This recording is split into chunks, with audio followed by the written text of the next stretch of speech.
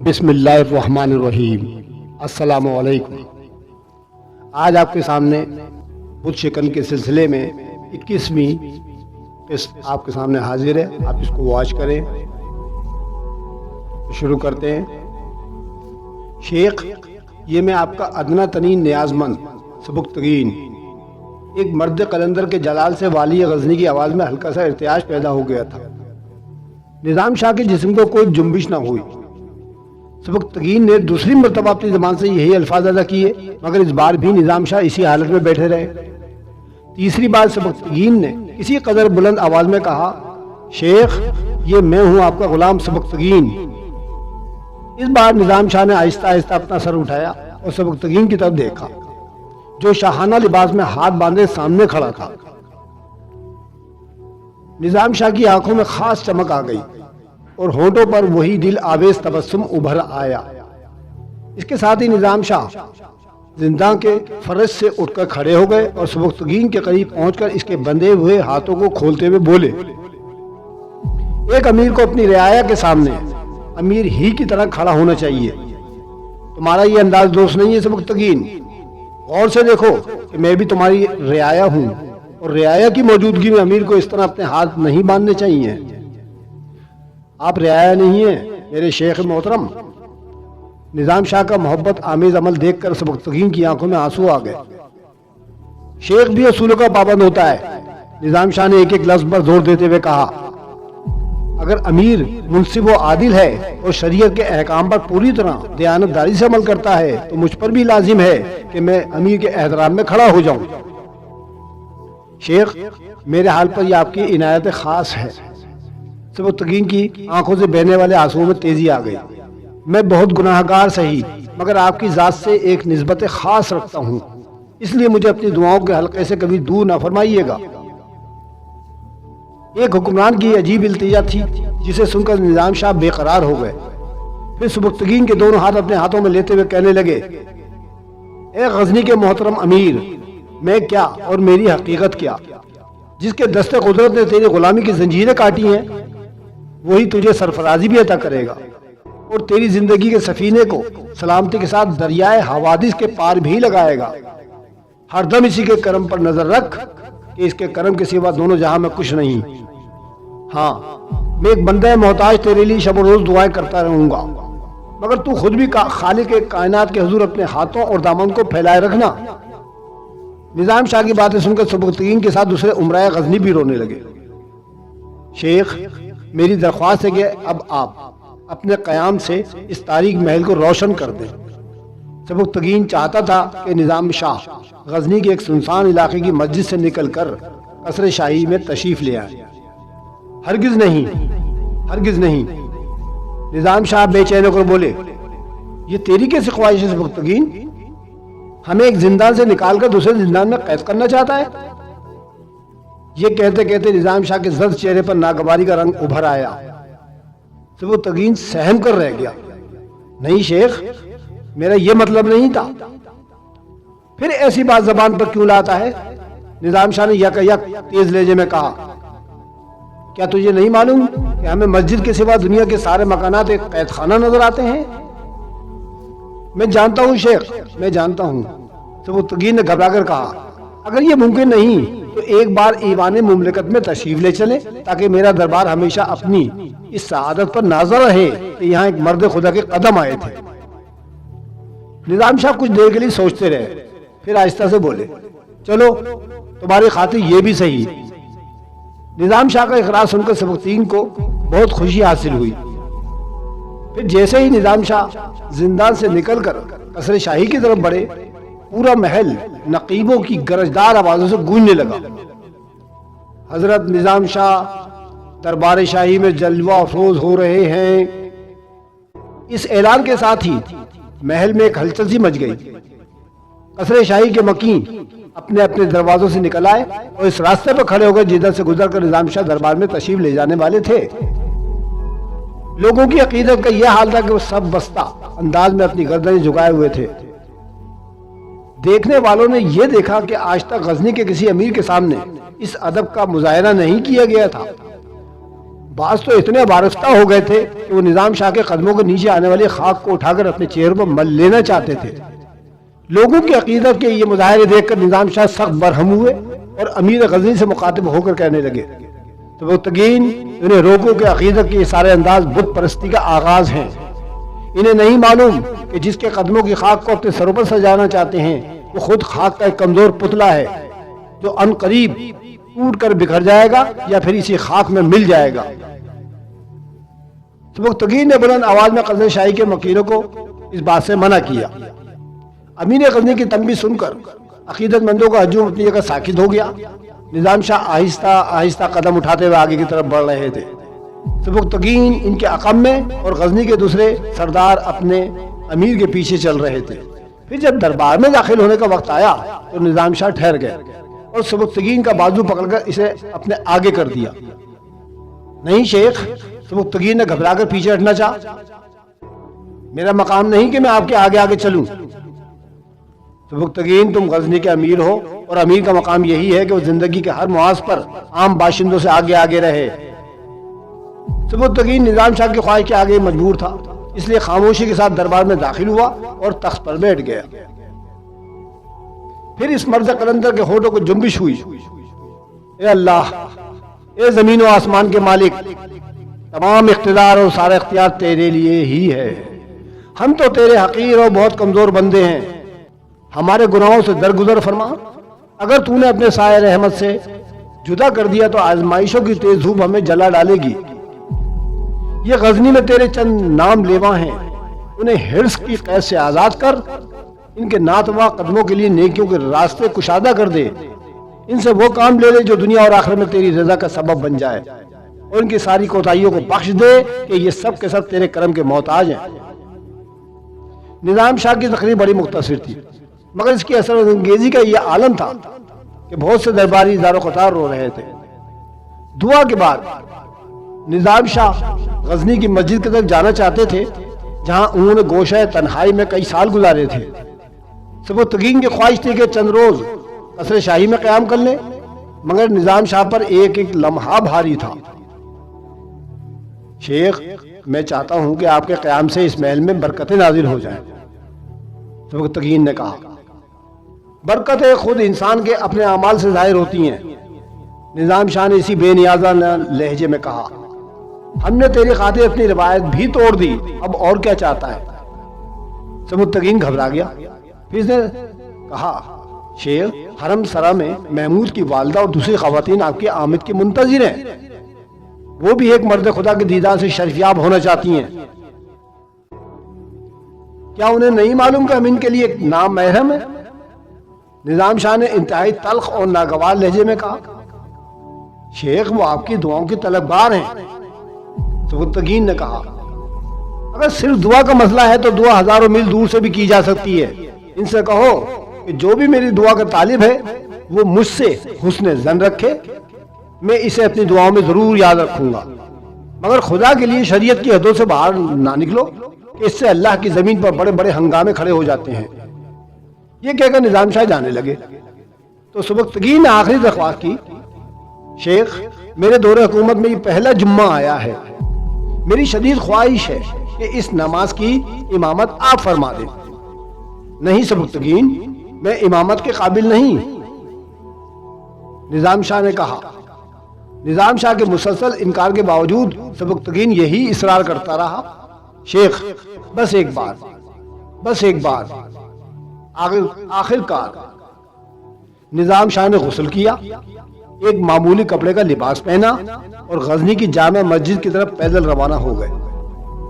سبکتگین اور دوسرے عمرہ کے علاوہ ہزاروں شہری بھی اسی حالت میں جامع مسجد پہنچے۔ نظام شاہ نے خطبہ پڑھا تو حاضرین مسجد کی آنکھیں نم ہو گئیں۔ خطبے کے بعد نظام شاہ نے امامت کے دوران قرآن حکیم کی تلاوت کی تو نمازیوں کو یوں محسوس ہوا کہ پوری کائنات پر سناٹا طاری ہو گیا ہے اور انہیں صرف اپنے دل کی دھڑکنیں سنائی دے رہی ہیں۔ پھر یکا یک حاضرین مسجد کے سینوں میں درد کا طوفان اٹھا اور ان کی آنکھوں سے آنسوؤں کی بارش ہونے لگی۔ ہر نمازی کو یہ اعتراف تھا کہ آج زندگی میں پہلی بار اسے حضوری کا شرف حاصل ہوا ہے، اور یہ نظام شاہ کی امامت کا اثر تھا۔ نماز کے بعد نظام شاہ نے دعا کے لیے اپنے کانپتے ہاتھ اٹھا دیے، اے اللہ، لوگ بہت نادان ہیں، ان کی نادانیوں کو بھی معاف فرما اور میرے گناہوں کو بھی، بس اپنا کرم کر دے کہ تیرے کرم کے بغیر ہماری کوئی زندگی نہیں، کوئی پہچان نہیں۔ دعا ختم ہوئی اور نظام شاہ جامع مسجد غزنی سے نکل کر اس مسجد کی طرف چلے گئے جو شہر کے ایک سنسان گوشے میں آباد تھی۔ ہزاروں انسان نظام شاہ کو تنہا جاتے ہوئے دیکھ رہے تھے، مگر کسی میں اتنی ہمت نہ تھی کہ وہ ان سے سواری پر بیٹھ جانے کی گزارش کرتا۔ خود سبکتگین بھی مجبور تھا، خاموشی سے سب کچھ دیکھتا رہا۔ خلاف عادت نظام شاہ نے امیر غزنی کی کئی باتیں مان لی تھیں اور اس کے لیے یہی بہت بڑا اعزاز تھا۔ نظام شاہ اپنی مسجد میں داخل ہوئے تو امام سید الدین پہلے سے وہ موجود تھا۔ نظام شاہ کو دیکھتے ہوئے وہ آگے بڑھا اور دونوں ہاتھ جوڑ کر کھڑا ہو گیا۔ مجھے معاف کر دو کہ میرے نفس نے مجھے بڑی گمراہی میں مبتلا کر دیا تھا۔ نظام شاہ نے ایک نظر مسجد کی طرف دیکھا اور آہستہ سے بولے، میں نے تمہیں معاف کیا، میرا دل تمہاری طرف سے صاف ہے، مگر تم اپنا دل بھی بہت جلد صاف کر لو، کہیں ایسا نہ ہو کہ سفر اجل آ پہنچے اور پھر صفائی کا موقع ہی نہ مل سکے۔ یہ کہہ کر نظام شاہ آگے بڑھ گیا اور مسجد کے اسی گوشے میں چلے گئے جہاں 10 سال پہلے ان کا قیام تھا۔ پھر اسی رات غزنی کی ایک عورت اپنے 8 سالہ بچے کے ساتھ مسجد میں داخل ہوئی اور نظام شاہ کے روبرو پہنچ کر اپنا حال اظہار بیان کرنے لگی۔ 4 سال پہلے میرا شوہر ایک جنگ میں مارا گیا، میں ایک غریب عورت ہوں، محنت مزدوری کر کے اپنے بچے کو پڑھانا چاہتی ہوں، مگر یہ دن رات کھیل کود میں مشغول رہتا ہے۔ لوگوں نے مجھ سے کہا کہ اگر آپ اس کے حق میں دعائیں خیر کر دیں تو میری دلی مراد پوری ہو جائے گی۔ نظام شاہ نظریں جھکائے بیٹھے تھے۔ بیوہ عورت کی بات سن کر بہت آہستہ سے بولے، محترم خاتون، میں آج ہی 10 سالہ قید سے رہائی پا کر یہاں پہنچا ہوں، اگر کسی قابل ہوتا تو اپنے لیے دعا پہلے کرتا اور زنجیریں توڑ کر زندان سے باہر نکل آتا۔ نظام شاہ نے کئی بہانے تراشے مگر عورت نہ مانی۔ باخبر لوگوں نے اسے بتا دیا تھا کہ نظام شاہ بہت انکار کریں گے، مگر وہ مسلسل اپنی درخواست پیش کرتی رہے۔ عورت نے ایسا ہی کیا۔ آخر کار نظام شاہ مجبور ہو کر بچے سے مخاطب ہوئے اور پوچھا، تمہارا نام کیا ہے؟ احمد سالار۔ بچے نے بے جھجک ہو کر جواب دیا۔ اس کی آواز بلند بھی تھی اور لہجے میں اعتماد بھی تھا۔ نظام شاہ مسکرائے، مجاہد کی اولاد ہوتے ہوئے زندگی کی جنگ سے گھبراتا ہے۔ پھر بیوہ عورت سے مخاطب ہو کر بولے، بہن تم گھر جاؤ، انشاءاللہ تمہارا بیٹا تلوار بھی اٹھائے گا اور قلم بھی، اسے نماز فجر کے بعد میرے پاس بھیج دیا کرو۔ یہ کہہ کر نظام شاہ نے احمد سالار کے سر پر ہاتھ پھیرا اور دونوں ماں بیٹے مسجد سے رخصت ہو گئے۔ بیوہ عورت بہت خوش تھی۔ اس نے مسجد سے نکلتے اتنا شوق و شریر اور گستاخ بیٹے پر ایک نظر ڈالی تو اس میں ایک حیرت انگیز تبدیلی دیکھی۔ ہر وقت باتیں کرنے والا سالار اچانک خاموش ہو گیا تھا اور انتہائی سنجیدہ نظر آنے لگا تھا۔ معزول شدہ امیر پری تگین کا کوئی حامی نہ تھا، اس لیے سبکتگین کو غزنی کا نظم و نسق سنبھالنے میں کوئی دشواری پیش نہ آئی۔ عام لوگوں کا خیال تھا کہ پری تگین کی حکومت کا تختہ الٹنے کے بعد اس کے وفادار فوجی کسی نہ کسی طرح ضرور مزاحمت کریں گے، مگر یہ ساری قیاس آرائیاں غلط ثابت ہوئی۔ فوج میں پری تگین کا ایک نام لیوا بھی موجود نہ تھا۔ خود اس کے قریب ترین رشتہ دار بھی معافی حاصل کر کے سبکتگین کے حلقہ وفاداری میں شامل ہونے کی کوشش کر رہے تھے۔ سبکتگین نے پری تگین کے تمام عزیزوں کو معاف کر دیا اور معزول امیر کے مستقبل کے بارے میں فیصلہ کیا گیا کہ اسے لمبے عرصے تک سخت ترین قید میں رکھا جائے۔ اس دوران اگر وہ خاموشی سے سر جھکا کر اپنی قسمت کا فیصلہ تسلیم کر لیتا ہے تو اسے ایک سیاسی اسیر کی حیثیت سے زندگی کے باقی سانس لینے کا موقع فراہم کیا جائے، اور اگر پس دیوار زندہ رہ کر بھی موجودہ حکومت کے خلاف سازش کرے گا تو اسے سیاسی مجرم قرار دے کر قتل کر دیا جائے، یا پھر کسی خوفناک زہر کا سہارا لے کر اس کی زندگی کا چراغ بجھا دیا جائے۔ سبکتگین اور دوسرے عمرہ کا متفقہ فیصلہ یہی تھا، مگر شاید پری تگین کی زندگی کے دن پورے ہو چکے تھے۔ وہ کیف و نشاط کے روشن حصار سے نکل کر تاریخ زندہ میں داخل ہوا تو اس کے شکستہ اعصاب بالکل جواب دے چکے تھے۔ پری تگین کی خود غرضی اور حریص فطرت نئے انقلاب کی زندہ حقیقتوں کو تسلیم نہ کر سکی۔ اپنی چند روزہ اسیری کے دوران وہ رات رات بھر چیختا تھا اور سبکتگین کے علاوہ غزنی کے دیگر عمرہ کو بھی گالیاں دیتا رہتا تھا۔ داروغہ زندہ پریتگین کی گستاخانہ و وحشیانہ حرکتوں کی تفصیل اپنے امیر کے سامنے بیان کرتا تو سبکتگین مسکرانے لگتا اور کہتا یہ اس کی زندگی کا سب سے بڑا حادثہ ہے، اس لیے پریتگین اپنا ذہنی توازن کھو چکا ہے اور میں ایک پاگل شخص کا محاذمہ نہیں کر سکتا، یہ میری اور قانون کی مجبوری ہے۔ اللہ ہم سب مسلمانوں کو اس عذاب سے محفوظ رکھے۔ یہ کہتے کہتے سبکتگین کے چہرے کا رنگ بدل جاتا۔ انسان کیسا ظالم اور جابر ہے کہ اپنے چند روزہ اقتدار کو ہمیشہ قائم رہنے والی چیز سمجھ کر بندگان خدا پر ظلم و ستم ڈھاتا رہتا ہے اور اس حقیقت کو فراموش کر دیتا ہے کہ یہاں اس کا احتساب کرنے والی کوئی غیر فانی طاقت بھی موجود ہے۔ پھر ایک دن اس خبر نے غزنی کے تمام باشندوں کو کچھ دیر کے لیے وحشت زدہ کر دیا کہ اس روز علی صبح داروغہ زندہ پریتگین کی خبر گیری کے لیے گیا تو اس پر یہ بھیانک راز فاش ہوا کہ رات کے کسی حصے میں غزنی کا سابق امیر اس دنیا سے رخصت ہو چکا ہے۔ پریتگین کی موت بڑی تکلیف دہ اور عبرتناک موت تھی۔ داروغہ زندہ آئینی قفل کھول کر اندر داخل ہوا۔ اس نے دیکھا کہ پریتگین کی آنکھیں پھٹی ہوئی تھیں، جسم اکڑا ہوا تھا اور منہ سے خون بہہ کر زندہ کے فرش پر جم گیا تھا۔ فوری طور پر سبکتگین کو اطلاع دی گئی۔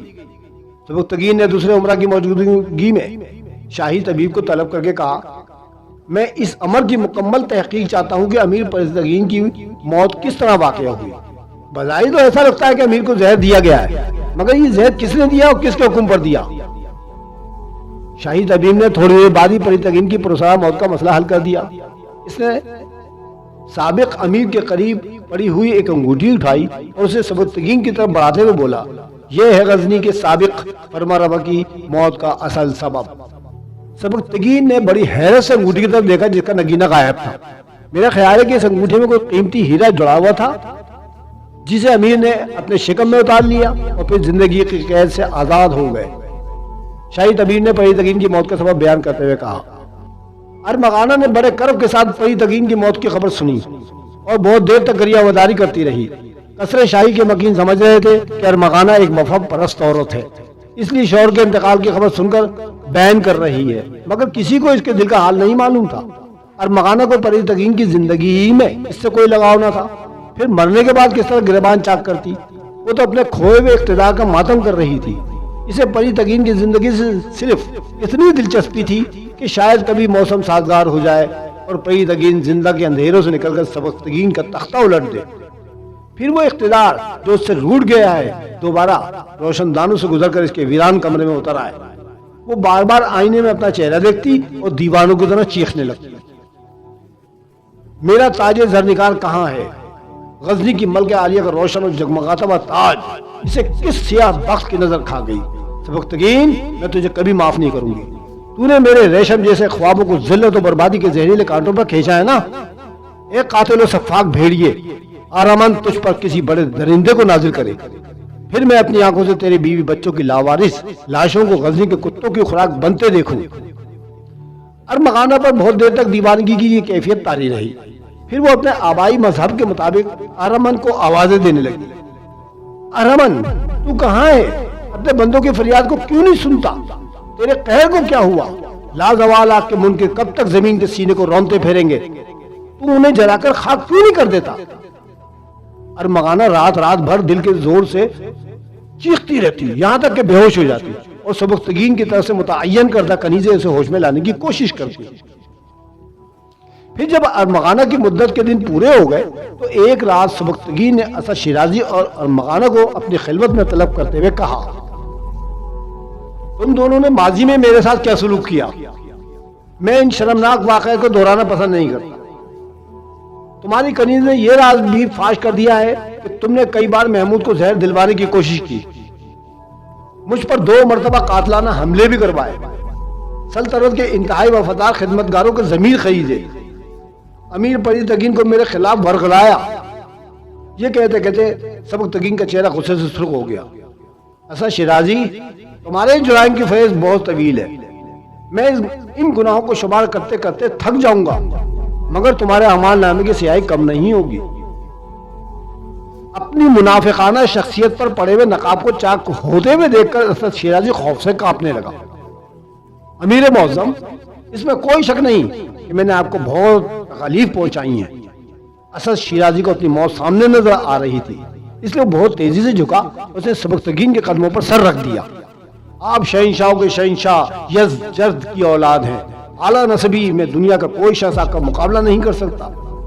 اسد شیرازی نے بہت سختی سے سبکتگین کے دونوں پاؤں پکڑ لیے تھے اور بھکاریوں کے لہجے میں چیخ رہا تھا، رحم و کرم اور بخشش و عطا آپ کے خاندان عالی مرتبت کی خاص پہچان ہے۔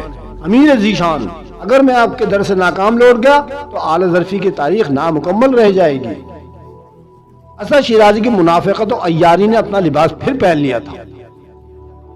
سبکتگین پوری طاقت سے پیچھے ہٹا، یہاں تک کہ اسد شیرازی کے ہاتھوں سے اس کے پاؤں چھوٹ گئے۔ سیدھا کھڑا ہو اور مجھ سے آنکھ ملا کر بات کر۔ خلاف عادت سبکتگین کے لہجے میں بہت زیادہ جارحیت آ گئی تھی۔ اسد شیرازی گھٹنوں کو بل اٹھا اور ہاتھ جوڑ کر کھڑا ہو گیا۔ مجھے بخش دیجیے میرے عالی مقام، کہ بخشش ہی آپ کا شیوا ہے اور معاف کر دینا ہی آپ کی عادت ہے۔ میں وعدہ کرتا ہوں کہ اپنا سارا سرمایہ آپ کی حکومت کے استحکام میں خرچ کر دوں گا اور اپنی باقی زندگی اس طرح بسر کروں گا کہ آپ کو میری وفاداری کا یقین ہو جائے گا۔ تو اپنے سرمایہ سے اپنے پیٹ کا دوزخ پہلے بھر لے۔ سبکتگین نے انتہائی نفرت انگیز لہجے میں کہا، میں تیری منافقتوں کو خوب پہچانتا ہوں اسد شیرازی، میں تجھے خوب پہچانتا ہوں۔ میرا جی چاہتا ہے کہ میں تیرے تمام اعضاء کو الگ الگ کاٹ کر جسم سے جدا کر دوں، مگر تو نے میرے آباء و اجداد کا واسطہ دیا ہے، اس لیے میں تجھے حکم دیتا ہوں کہ کسی تاخیر کے بغیر مملکت اسلامیہ کے حدود سے نکل کر اپنے غلیظ وجود کو کسی ویران گوشے میں گم کر دے۔ اور کچھ دیر پہلے تو جس ناپاک سرمایہ کا ذکر کر رہا تھا، اسے بھی اپنے ہمراہ لے جا۔ اسد شیرازی کے زرد چہرے پر زندگی کی نئی لہر دوڑ گئی تھی۔ اس نے گدا گرانہ انداز میں امیر سبکتگین کا شکریہ ادا کیا اور خلوت گاہ سے واپس جانے کے لیے مڑا۔ اور سن، اپنی تمام بیٹیوں کو بھی اپنے ساتھ لے جا۔ سبکتگین نے دوسرا حکم جاری کرتے ہوئے کہا، زہریلے درخت کی شاخیں جب تک غزنی کے در و دیوار پر سایہ فکن رہیں گی، یہاں کا موسم روز بروز زہریلا ہوتا چلا جائے گا۔ اسد شیرازی جاتے جاتے موڑا اور ایک بار پھر ہاتھ جوڑ کر کہنے لگا، میں ایسا ہی کروں گا امیر محترم۔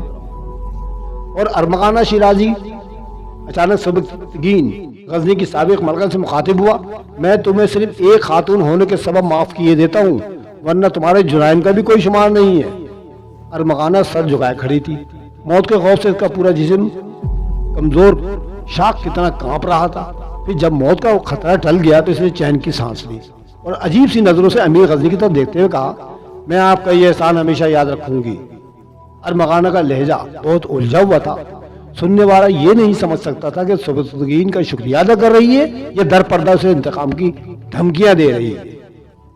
پھر جب سبکتگین کے سکون کی گونج محل سے باہر سنائی دی تو پورے غزنی میں ہلچل سی مچ گئی۔ اسد شیرازی کی 18 بیٹیاں تھیں جو غزنی کے زمینداروں اور فوجی سرداروں سے بیاہی ہوئی تھیں۔ سبکتگین کا حکم سنتے ہی تمام بیٹیاں اپنے شوہروں کے ساتھ سبکتگین کی خدمت میں حاضر ہوئیں اور فریادی لہجے میں کہنے لگی، ہمیں کس جرم کی سزا میں دربدر کیا جا رہا ہے امیر معظم؟ سبکتگین کے دربار میں بیک وقت کئی آوازوں کا شور سنائی دیا۔ خدا حافظ۔